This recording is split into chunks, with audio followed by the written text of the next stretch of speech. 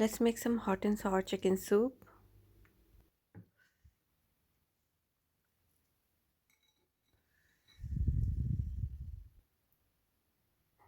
Take 200 grams of chicken, add 1 onion, 5 to 6 cloves of garlic, and a piece of ginger. This is about 2-inch piece of ginger. Add about 4 cups of water.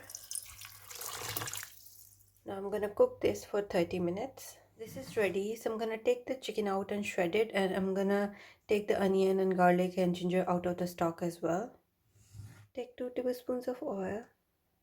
Add a tablespoon of sesame oil. Add a tablespoon of ginger and garlic. Stir fry this for a few seconds. Add the vegetables. So I've got carrots, white part of the green onions, cabbage, mushrooms and peppers. Everything is gonna go in.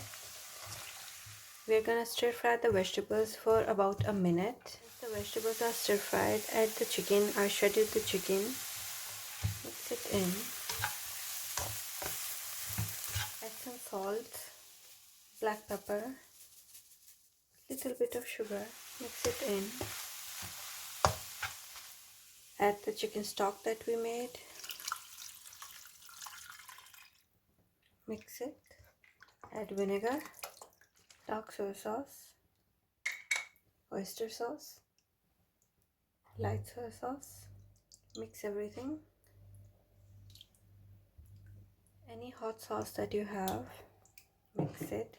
Now bring this to a boil. Once the soup is boiling, corn flour slurry, that is 1 tablespoon of corn flour mixed in water. Cook this for 5 more minutes and it's ready.